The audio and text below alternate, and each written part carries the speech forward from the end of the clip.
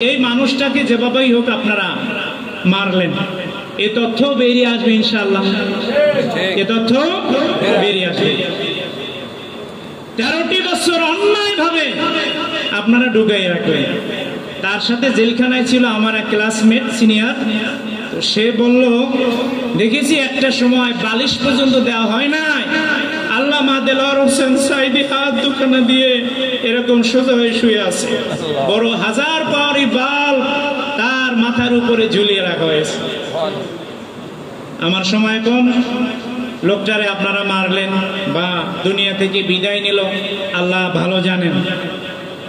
এই লোকের জানাজায় হাজারো লাখো জনতা ঢাকায় জানাজায় অংশগ্রহণ করার জন্য আবেদন জানাইছে। মারামারি করার জন্য না জানাজা করার জন্য?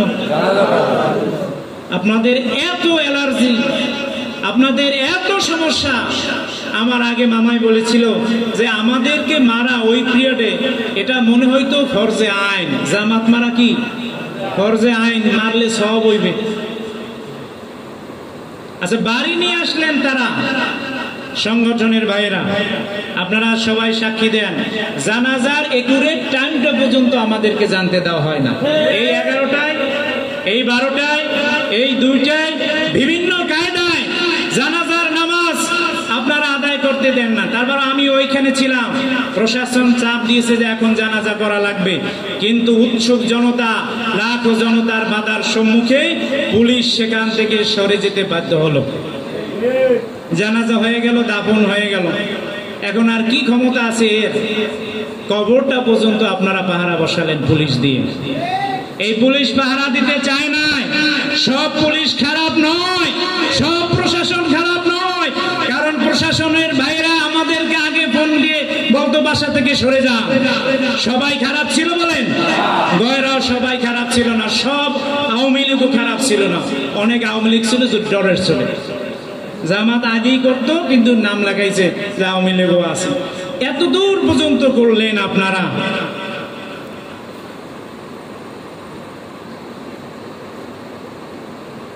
তাহলে হলো কি? 1 বছর টিকতে পারেন নাই। 14ই আগস্ট আর 5ই আগস্ট বিদায়। আল্লাহ পাক কুরআনুল কারীমের মধ্যে বলেছেন, হে রাসূল, ওরা যদি আপনাকে দেশ থেকে তাড়িয়ে দেয়, লা ইয়ালবাসুনা ইল্লা খিলাফাকা ইল্লা কলিলা, আপনার পরে এরা বেশি দিন টিকতে পারবে না। মক্কা থেকে বের করে দিল 8 বছর। কয় বছর? মাত্র 8 বছরের ব্যবধানে ঢুকলেন, অন্যায় করলেন না, জুলুম করলেন না।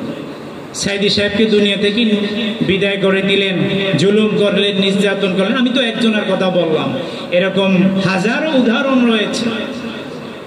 সাইদি সাহেব বলে নাই তোমার ক্ষমতার, তোমার দলের চাকা উপরে আছে বিধায় তুমি অন্যায় করতেছো, জুলুম করতেছো, কিন্তু সময় একদিন আসবে ইঁদুরের গর্ত বানানো করার জন্য। সময় আসে নাই? আমাকে ফোন দিল 2 দিন আগে, না 1 দিন আগে, হুজুর বইটই সব সরান এখন এই মুহূর্তে। সংগঠন থেকেও নির্দেশ আসলো বই হেফাজত করার জন্য, আওয়ামী লীগ থেকেও চাপ দিল। এত আমার সম্পদ কিছু বই, তো বই নিয়ে সব যেতে পারছি না। বৃষ্টি নামছে, চোখের পানি গড়িয়ে পড়ছে। 1 দিন আগের ঘটনা, 1 দিন আগের ঘটনা। ওই দিনকার বিকেলে বলতেছে, হুজুর কই? তা আসি তো, আমরা এখন যাব কই? আমরা এখন যাব কই? তো যাই হোক, ওলট পালট বিভিন্ন কায়দায় হয়, বিভিন্ন সময় হয়। তো এখন আপনারা সুবিধার সময় থাকবেন, অসুবিধার সময় থাকবেন না, এটা কি হয়? আবারও যদি কোনোদিন বিপদে আসে বা চট করে ঢুকে পড়ে, কি করিয়া চট করে যদি আবার ঢুকে পড়ে, যাওয়ার আগে কয় আমার অপরাধ কি ছিল, কি নিষ্পাপ, কয় আমার উনার অপরাধ উনি খুঁজতে পায় না, কয় আমার শুনছেন না আপনারা, আমার অপরাধটা কি?